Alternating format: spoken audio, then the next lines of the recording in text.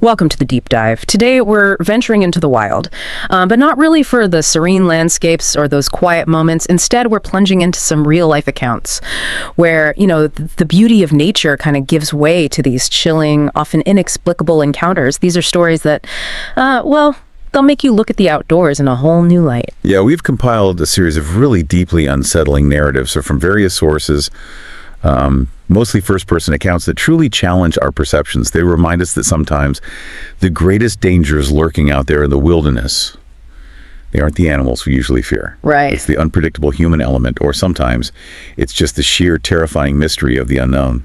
Our mission today is to immerse ourselves in these compelling stories. We want to extract the most gripping details, the insights, try to understand what truly happened, and importantly, what these cautionary tales mean for you as a listener.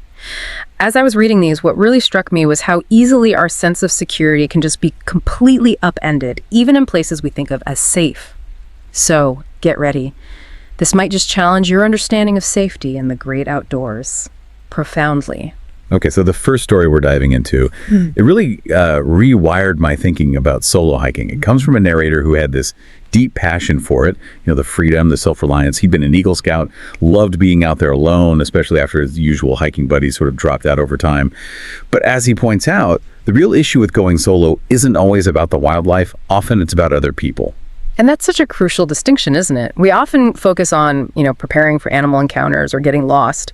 But the human element, it's frequently overlooked, especially in places where we assume, shared love for nature means shared good intentions. That's not always true. Exactly. So our narrator arrives at the Hammersley Wild area late on a Friday afternoon, finds another car there, and leaning against it is this woman.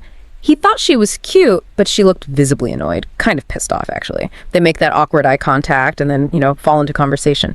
Turns out her friend had bailed on a hike she was really looking forward to, and she knew hiking alone, especially as a female, maybe wasn't the smartest idea. So our narrator, seeing a chance maybe to get to know someone who shared his passion, he invites her to hike with him. Mm-hmm. And that initial connection, that shared interest, that perceived vulnerability, it's so common. Predators can be very quick profilers. They identify a victim's perceived needs, maybe companionship, a shared hobby, even just politeness, right? And then they weave a narrative that leverages those very vulnerabilities. The wilderness setting, ironically, it can amplify this because the victim might feel this heightened sense of shared experience or maybe isolated reliance, and it lowers their guard. It's chilling how fast that can happen. There was this moment of hesitation from her. She didn't seem like the type to just, walk off into the woods with a complete stranger. But then she had what he described as a flash of spontaneity in her eye, and she agreed. Told him her name was Ollie. He offered to walk her back to her car whenever she was ready. She thanked him and said he was sweet. He definitely felt like this was the best first date he'd ever been on, started getting excited about where it might lead, and that's where the insidious part really begins. About an hour into their hike, they're by a stream, and Ollie stops to text her friend. While she's busy, the narrator wanders downstream a little bit and catches this flash of movement about 50 or 60 yards away in the trees. He was 100% sure he saw something. A bit later, they're in a wide open meadow. He uses his binocular to scan the tree line and sees a dark figure moving parallel to it. This figure stops, turns, and just stays still, watching them. He immediately points it out to Ollie, but when she looks, she's skeptical, says she can't see anything, and the figure vanished when he looked a third time. Despite her skepticism, though, he felt this profound unease. He suggested they change their original route so they wouldn't have to double back past that spot. Right, that growing sense of unease, those subtle cues, the initial flash, then the distinct figure watching them, that's intuition basically screaming in alarm. It's so vital to trust those gut feelings, especially in isolated environments like that. His decision to change the route, to not double back, that was a really wise, proactive move. It could disrupt whatever plan might have been unfolding. He listened to that under warning. He did, thankfully. The tension seemed to clear after a while, and he even started thinking, maybe I was just being paranoid. But then they came to what he called the Babbling Brook, a large stream like something Bob Ross would paint, he said. While Ollie was busy taking pictures, trying to text again, he excused himself to relieve himself nearby. Just as he turned to head back, he heard something in the trees, like a distinct sound. He walked towards the noise, called out, hello, and that's when he saw him. A big guy wearing hiking gear was walking away from him. But the gear was weird. This guy had thick, heavy-looking gloves on, almost like those riot gloves with the hard knuckles, right? And the lower half of his face was covered with a hunting gaiter, so only his eyes were showing. No orange hunting indicators, no visible weapon. Highly unusual for 2015, he notes. When the narrator confronted him, asked what he was doing, the guy just gave him this death stare and walked off into the woods without a word. It's the incongruity there that's so terrifying, isn't it? I mean, an obvious threat, like someone brandishing a weapon, that triggers a clear fight or flight response. But these subtle, unsettling cues, the weird gear, the death stare, the nonverbal aggression, they create this cognitive dissonance. Your brain knows something is deeply wrong, but it can't quite categorize the threat immediately, which leads to a deeper, more pervasive sense of unease and vulnerability. And the narrators later thought that this individual seemed to have frequently accurate tracking skills. That implies a sophisticated continued presence, even after they changed routes. Chilling. Exactly. He rushes back to Ali, tells her they need to move fast, leave now, expecting her to be alarmed. Right. But instead, she just becomes verbally abusive. She called him a total jerk, accused him of being dumb, cowardly, and mentally ill. She resented him acting like she was defenseless, argued that just because someone else was on their trail didn't mean they were malicious. She wanted to stay put, refused to move on, even accused him of trying to trick her. Like Ted Bundy, she said, into going somewhere more remote. And it was right then, in that moment, as she got angrier and angrier that she wasn't going to get her way, the horrifying realization hit him. Ali's extreme anger, her determination. It wasn't about being inconvenienced or even fearful of him. It was because the masked stranger and Ali were working together. This was a setup, and she wasn't going to get her way. When he just turned and started to walk off, deciding to save himself, she let out this ear-splitting screech and screamed, "He's getting away!" That confirmed everything. Their first date was a calculated trap. Wow. That sequence, it's just a chilling masterclass in premeditated deception and psychological manipulation. It seemed like a hopeful, maybe even romantic encounter, was in fact a terrifying survival situation. The victim is gaslighted, accused, the reality completely twisted. It's all designed to disorient and control them. It just demonstrates how truly cold and calculating some predators can be. It's terrifying. He immediately ran. He said faster than I'd ever moved them before, instinctively dropping his pack. But thankfully, he kept all his essentials, phone, wallet, and crucially, his car keys in his fishing jacket pockets. He didn't stop running until he felt like he was going to puke, then pushed through the trees, constantly checking over his shoulder until he finally made it back to his truck and just drove off. The next day, he actually went back, cautiously, and found his pack untouched right where he dropped it. He realized, there was no crime technically committed, no physical evidence like DNA or fingerprints, nothing he could really report to the cops beyond his word against theirs if they were ever found. So he shared his story online as a cautionary tale, hoping that maybe if just one person heard it and took note, it might save a life. He believes there's a couple out there setting traps for unwary male hikers. It's such a stark reminder, isn't it? Sometimes the most dangerous predators are the ones who blend in, who exploit human trust and operate with such cunning that they leave victims with no physical recourse, no legal path. Just a profound sense of violation and, a cautionary tale to tell. It's a terrifying lesson in trusting your instincts, even when logic or politeness might tell you otherwise. Yeah, that story with Ali, it really highlights the danger when malicious intent is just disguised so well. But what happens when the threat isn't just human deception, but something, far more ambiguous? A chilling presence that leaves more questions than answers. Our next account, the eerie cabin scratching, takes us into that unsettling unknown. It's from a couple's peaceful cabin getaway in southern Massachusetts, Miles Standish State Forest. They were near this heart-shaped pond enjoying the days, but the narrator specifically noted how disorienting and kind of eerie nighttime felt in the woods compared to the city. Everything sounds different, looks different. So one night, just before midnight, the husband is unsettlingly awakened by this soft scratching sound. It's coming from the rustic wooden cabin wall right next to his head. Initially, he rationalizes it, must be a small animal snake, maybe a fox, coyote, squirrel, something like that. But then, the scratching starts to move. It gets louder, more intense, and it sounds like it's coming from a foot or two higher up the wall. It transforms in his mind from, squirrel size to fox size. He gets out of bed, bangs on the wall a few times to scare it off, and the sound stops. For a moment. That slow, creeping escalation of the sound. From a small animal to something maybe larger, and then its movement up the wall. That's what builds that specific kind of dread. Our brains try so hard to rationalize, find a logical explanation. But when the evidence starts contradicting our initial assumptions, That's when the real fear kicks in. The mind starts filling in the blanks, and often it goes somewhere much darker than a squirrel. And the terror only grew. He was just about to drift back to sleep when the scratching resumed. Same spot, same sound. Realizing he needed to deal with it, he grabs a flashlight and heads outside. He can still hear the scratching as he steps out, but then he hears the very distinct sound of something running with 2 feet, not 4. Not an animal, it was a person. That realization, he said, was the absolute creepiest moment of his entire life. He immediately darts back into the cabin, grabs the biggest, heaviest thing he can find, which happened to be a skillet, and runs back outside, totally scared out of my mind. Yeah, that transition from an unknown, possibly natural sound to a definitively human presence is incredibly jarring. Our primal fear response is fundamentally different when we perceive the threat as human. It immediately shifts the dynamic from a natural encounter to a potential confrontation, maybe even an attack. That's when the instincts just scream for defense, grab whatever's available. Once he was certain the coast was clear outside, he ran back into the cabin, locked the door tight, and woke his wife to tell her what happened. After a few minutes of tense silence, he crept back out to see what, if anything, had been scratched into the wall. What he found was unsettling. There were scratched shapes that looked like a V or maybe a U positioned over an O or perhaps a 0 appearing vertically on the wood.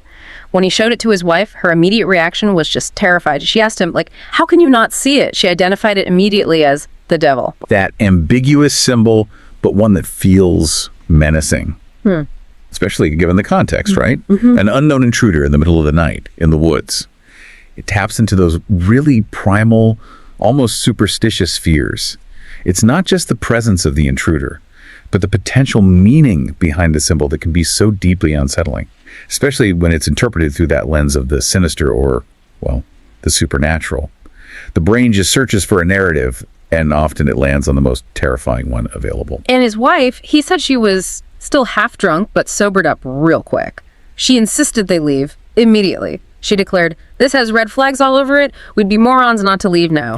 She emphasized that it didn't matter who it was or why they were scratching on their cabin. You don't stick around once things get weird. Good advice. They packed their stuff up as fast as they could and left. They called the police first to report what happened and then left a message with the cabin owner, who was understanding and kindly refunded their stay. Her response really highlights the critical importance of trusting your gut instincts, right? Even when you're confronted with phenomena that lack a clear explanation or concrete evidence. Prioritizing safety, immediately removing yourself from a compromised situation, as the wife wisely insisted. That's often the most prudent course of action. It's a powerful lesson when things feel off, seriously off. Don't wait around for proof or confirmation, just get out. Okay, so from the ambiguity of an unknown intruder, we now turn to a story born from just profound grief. It's set against the rugged beauty of the Scottish Highlands. Our next account centers on a really profound act of desperation by a man named Walker, who was the protagonist's best friend.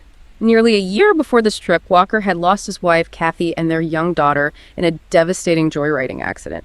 They died just hours apart. He was, as you can imagine, completely consumed by profound grief, just shattered. Almost a year after the accident, the narrator gets this very surprising text from Walker asking if he was up for some rambling. That was their term for hiking and camping trips. This was a really surprising initiative because Walker usually let the protagonists plan all their trips. He wasn't the planner. They settled on the second week of April, which was almost exactly 1 year after the accident. The narrator knew that timing wasn't just a coincidence. That unexpected invitation, especially following such immense trauma, it immediately signals a significant internal struggle, doesn't it? It doesn't sound like just an escape. It sounds more like a desperate search for resolution, or maybe a very unconventional form of healing or connection. The friend's intuition that the timing wasn't accidental, that speaks volumes about their bond and understanding of Walker's state. Yeah, definitely. During the trip itself, Walker's behavior became increasingly bizarre. He seemed more chipper than he had been before the trip, ordering gear online, planning the route himself, which was very unusual for him. But crucially, he wasn't eating or sleeping. The narrator realized halfway through cooking his own dinner that Walker wouldn't join him. By the next morning, he found Walker still sitting by the smoldering fire, having clearly been awake for hours. He then discovered Walker hadn't eaten a single thing in more than 24 hours. And worse, he deliberately brought no food at all on the trip. Wow, the deliberate deprivation of both food and sleep. paired with that kind of uncharacteristic chipperness. That's a really concerning combination. It aligns less, maybe with simple self-destructive intent, and more with some kind of ritualistic, almost transformative purpose. It suggests a profound, perhaps desperate belief in the power of such an ordeal to achieve some form of spiritual or emotional breakthrough. He kept pressing Walker for answers, trying to understand what was going on. Walker eventually offered a partial confession. He told the narrator that they needed to do something for Kathy and the baby. This something involved a 3-day fast from both food and sleep. He was allowing himself only water, and only when he was really dying of thirst. The culmination of this ritual was to be sitting in a shallow alcove in the rock face behind a specific waterfall nearby, an alcove Walker had apparently verified was there during the night while his friend slept, and the narrator was just faced with this agonizing dilemma. He knew he couldn't physically drag him out of there. Leaving him alone was completely out of the question. But calling emergency services, while maybe the logical thing, felt like betrayal, given the deep trust Walker had placed in him by even sharing this. He ultimately chose to stay.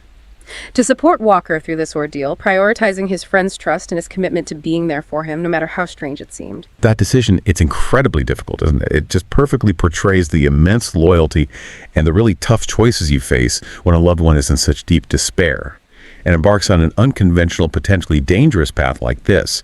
To witness a friend in that state and to choose to bear witness and support them, even when the logic seems completely flawed, it's a powerful testament to their bond.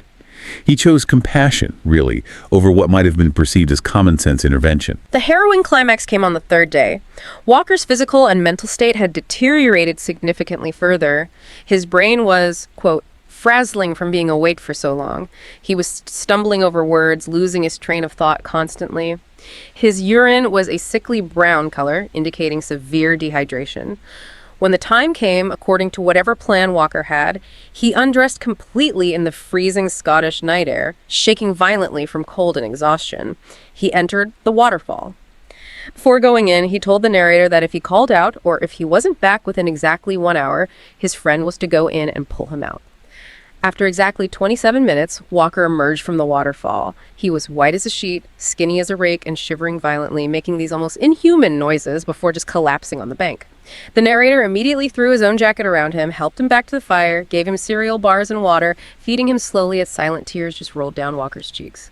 Once he'd gotten some food and water into him, Walker asked to be helped into his tent, where he finally fell asleep after 3 days. On the drive home, Walker finally explained the whole thing. He'd read online somewhere about old monks having religious experiences at that specific waterfall.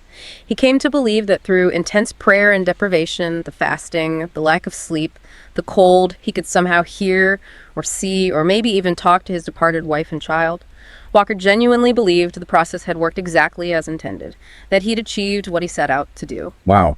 Whether this was, a profound hallucination induced by pushing his body and mind to their absolute limits, or whether it was some kind of genuine spiritual encounter for him. The story powerfully underscores the incredible lengths people will go to find solace, to find connection with lost loved ones when grief is that overwhelming. And the protagonist's non-judgmental support throughout, in the face of something so inexplicable and potentially dangerous.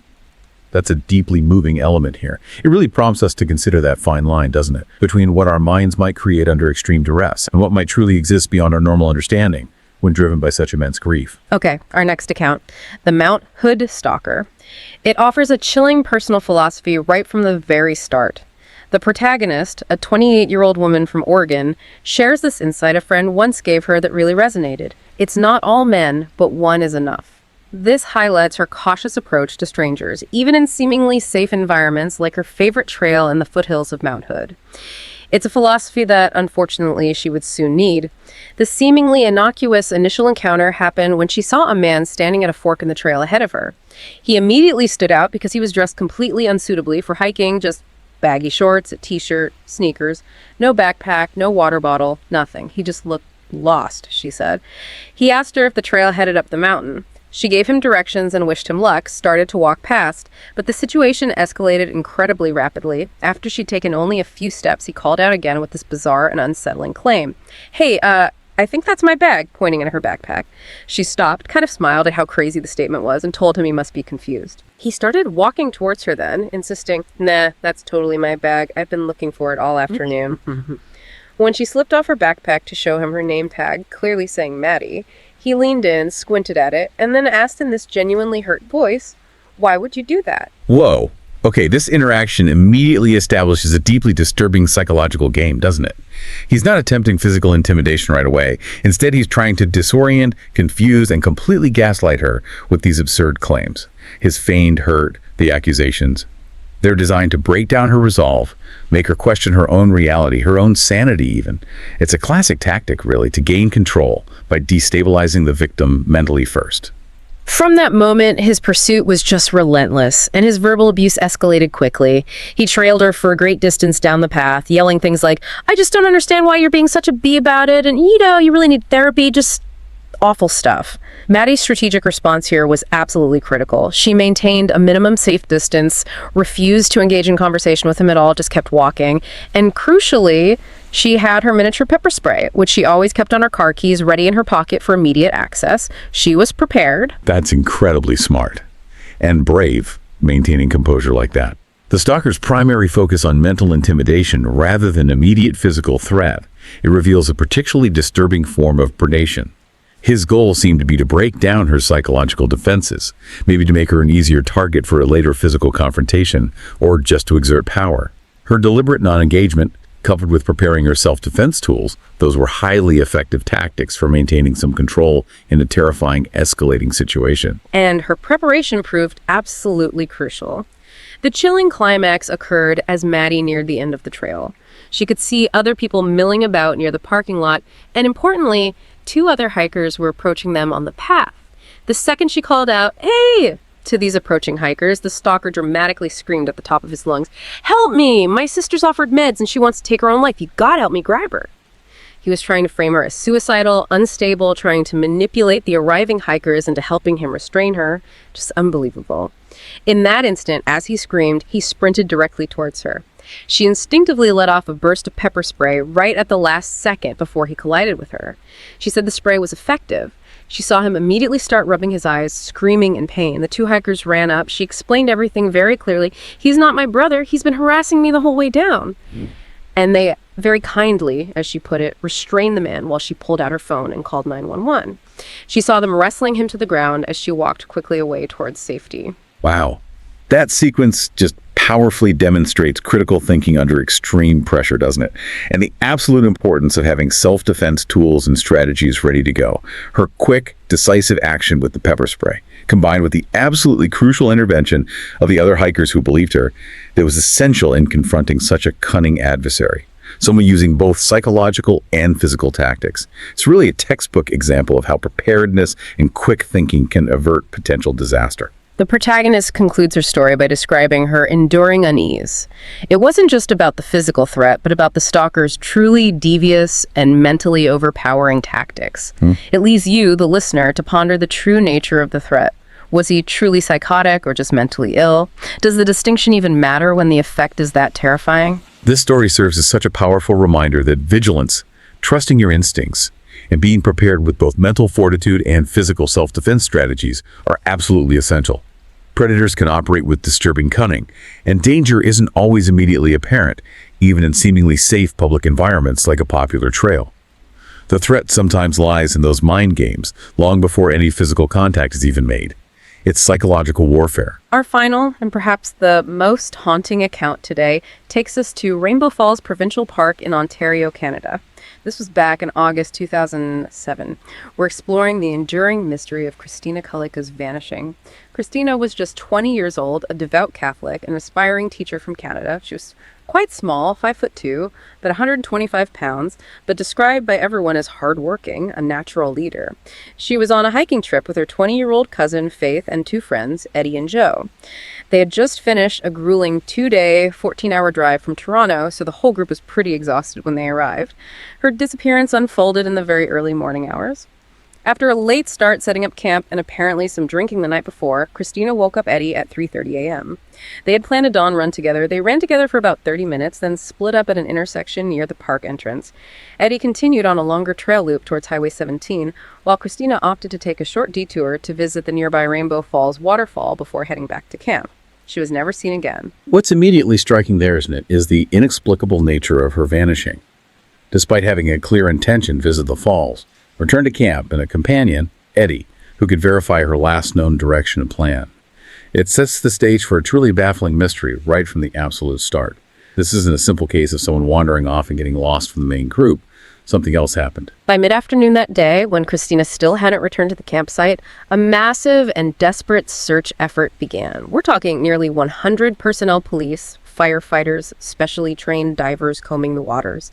They used GPS equipment, underwater radar, infrared cameras looking for heat signatures, 4 canine units, multiple fixed-wing airplanes, float planes, helicopters, everything they had. It was an incredibly challenging search environment.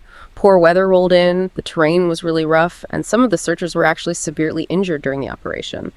But despite this absolutely monumental effort, what emerged was a crucial and deeply puzzling anomaly discovered by the tracker dogs. While the dogs easily picked up Christina's scent where she had been running with Eddie on the main trail, there was no trace of her scent anywhere near the waterfall itself or anywhere else within the park boundaries. Her scent trail bafflingly suggested she had somehow left the park entirely. Wow, that absence of a clear scent trail within the park completely shifts the entire investigation, doesn't it? It immediately points away from the most common scenario, a simple lost hiker situation, and it significantly deepens the mystery.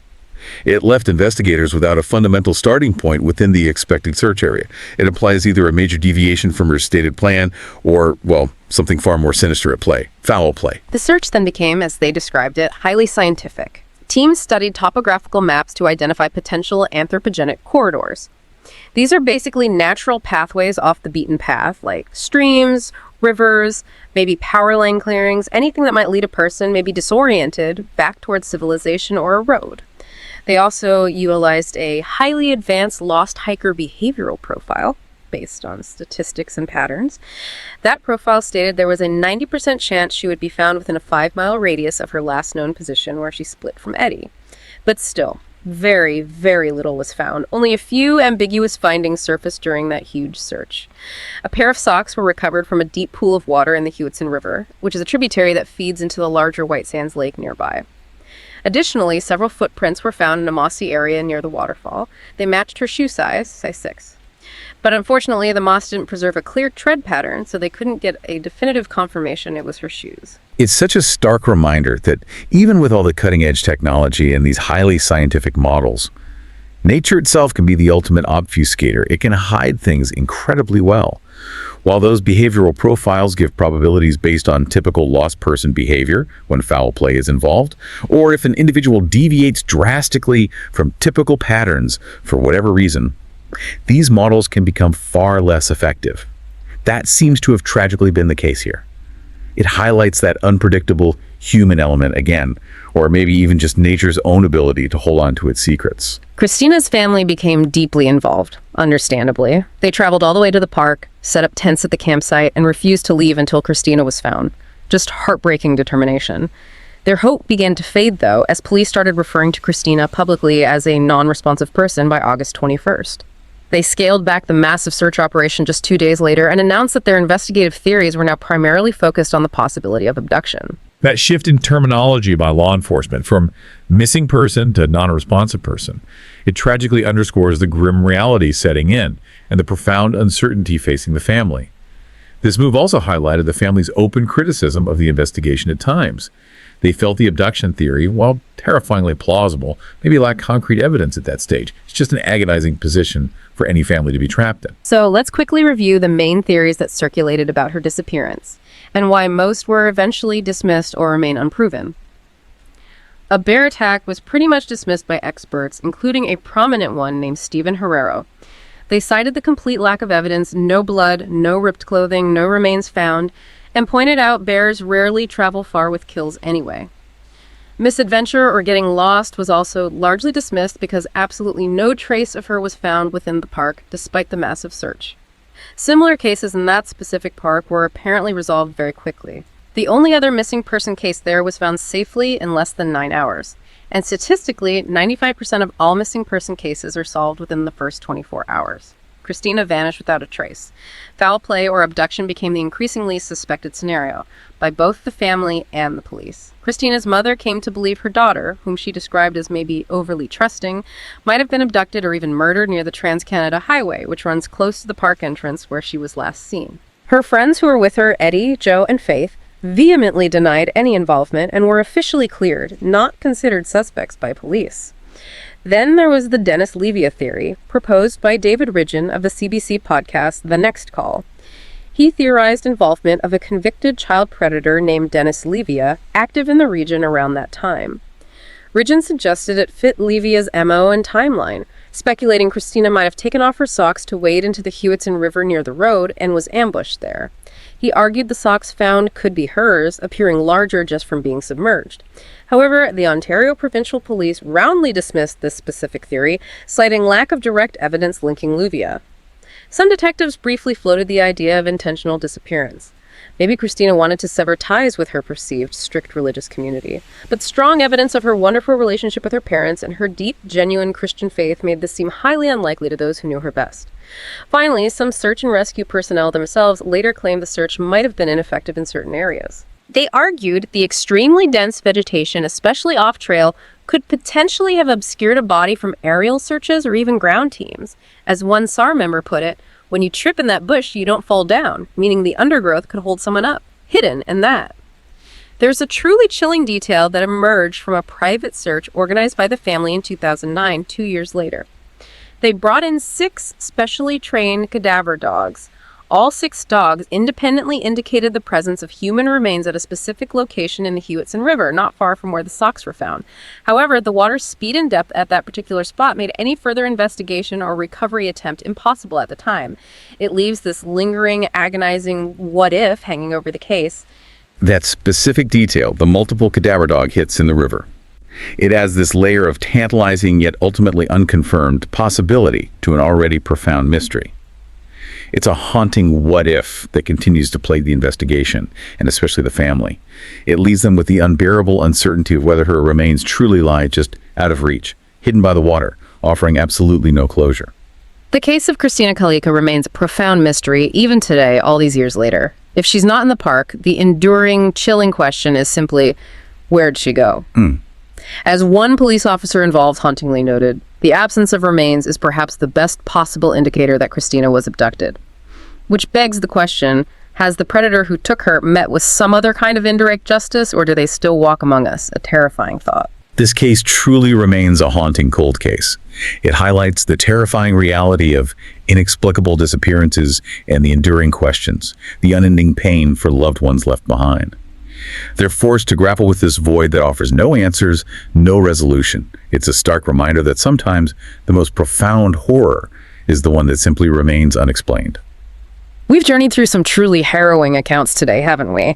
From calculated deceptions out in the wilderness to psychological warfare on the trails, and finally the heartbreaking mystery of a disappearance seemingly without a trace.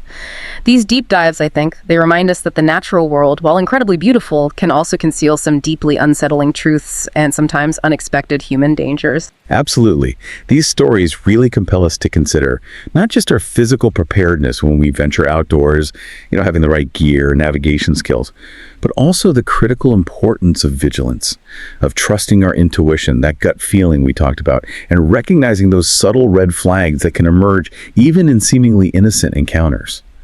Thinking back on all these narratives, what stands out to you listening right now as maybe the most vital lesson from these chilling accounts? It's worth pondering.